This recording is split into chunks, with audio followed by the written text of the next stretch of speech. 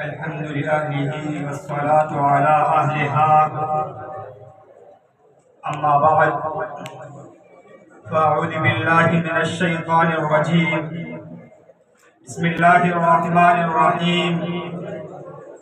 قال الله تبارك وتعالى في القرآن المجيد والفرقان الحميد: ما كان محمد أبا أحد من رجالكم ولكن رسول الله وخاتم النبيين وكان الله بكل شيء عليما.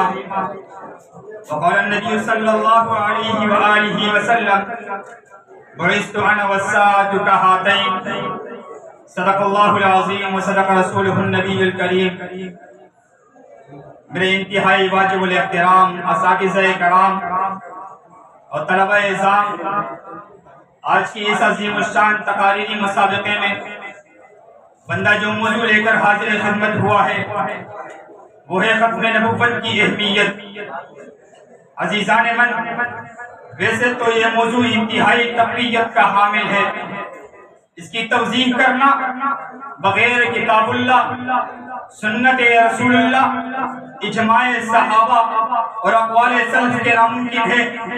اسی دعوے کو مد نظر رکھ کر میں اولاً قرآن کی طرف جاتا ہوں، لیکن قرآن کی طرف جانے سے قبل یہ بات سمجھے کہ اللہ رب العزت جس انسان پر بدریہ ملائکہ اپنا کلام نازل فرما کر اپنی ظاہری اور باطنی علوم عطا کر کے اپنی مخلوق کی ہدایت کے لیے منتخب فرماتا ہے، اس کو نبی یا رسول کہتے ہیں.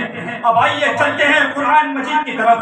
چنانچہ اللہ رب العزت نے قرآن مجید میں ارشاد فرمایا: ما کان محمد ابا احد من رجالکم ولکن رسول اللہ وخاتم النبیین، کہ محمد صلی اللہ علیہ وسلم اللہ کے رسول اور خاتم النبیین ہے. اس آیت کے تحت علامہ جلال الدین سیوطی رحمہ اللہ نے اپنی تفسیر در منصور میں لکھا ہے کہ عن الحسن فی قولہ وخاتم النبیین قال ختم اللہ النبیین بمحمد وکان آخر من بعث. اور اسی آیت کے تحت علامہ عثمانی رحمہ اللہ رقم دراز ہے کہ آپ صلی اللہ علیہ وسلم کی تشریف آوری سے سلسلہ نبوت پر مہر لگا ہے. اب آپ کے بعد کسی کو نبوت نہیں دی جائے گی. اسی لیے اللہ رب العزت نے آپ کا دور سب نبیوں کے بعد رکھا جو قیامت تک چلتا رہے گا. حاضرین مجلس، بعد از کتاب اللہ میں چلا جا رہا ہوں سنت رسول اللہ کی طرف. ارشاد نبوت ہوتا ہے انا خاتم النبیین لا نبی بعدی، کہ میں آخری نبی ہوں، میرے بعد کوئی نبی نہیں. اس کی تائید روایت انس سے بھی ہوتی ہے جس میں آپ علیہ السلام نے ارشاد فرمایا: ان النبوۃ والرسالۃ قد انقطعت فلا رسول بعدی ولا نبی بعدی، کہ مجھ پر نبوت منقطع ہو چکا ہے، میرے بعد نہ کوئی رسول آئے گا نہ کوئی نبی. اسی طرح ایک مقام پر آپ علیہ السلام نے اپنی انگشت شہادت اور درمیانی انگلی کی طرف اشارہ کرتے ہوئے ارشاد فرمایا: بعثت انا والساعة كهاتين، کہ مجھے اور قیامت کو اس طرح بھیجا گیا ہے.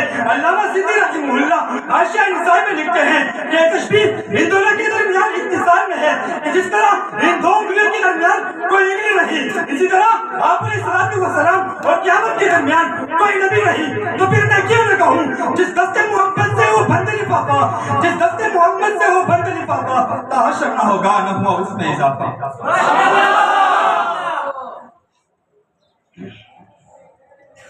احباب و علم و دانش، بعد از کتاب اللہ اور سنت رسول اللہ تیسرے درجے میں اہم ترین حیثیت صحابہ کرام رضوان اللہ تعالی علیہم اجمعین کی اجماع کی ہے.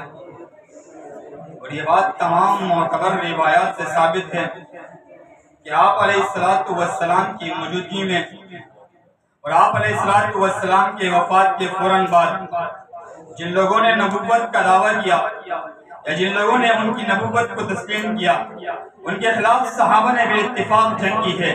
اور سب سے پہلی جو جنگ لڑی گئی اس کو جنگ یمامہ کہتے ہیں. گویا کہ صحابہ کا سب سے پہلے اختلاف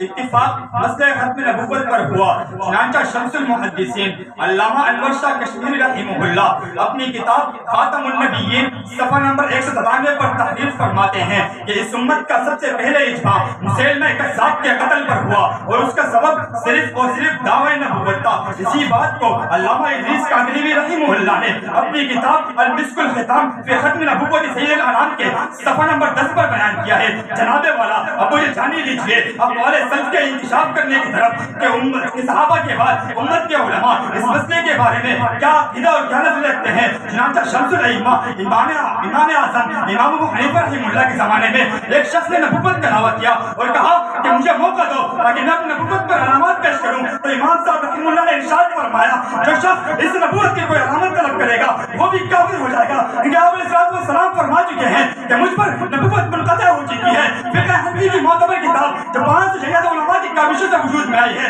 اس میں جلی اور واضح الفاظ میں لکھا ہے اذا لم يعرف الرجل ان محمد آخر الانبیاء وليس بمسلم. ملا علی قاری رحمہ اللہ شرح فقہ پر میں مسئلہ ختم نبوت کی تشریح کرتے ہوئے فرماتے ہیں دعوی نبوت بعد نبی ہے نا کفر بالاجماع. ہمارے نبی کے بعد نبوت کا دعویٰ کرنا بالاجماع کفر ہے. سامعین عزیز وقار اپنی تقریر کے اختتام پر اس حضرت کا اظہار کرنا اپنا ایمان سمجھتا ہوں کہ جب تک جان میں جان رہے گی آمنہ کے لال نبیوں کے سردار کی عزت و ناموس اور ختم نبوت کا جھنڈا بلند کرتے رہیں گے اور قادیانی اور جھوٹی نبوت کے دعوے داروں کا تعاقب کرتے رہیں گے.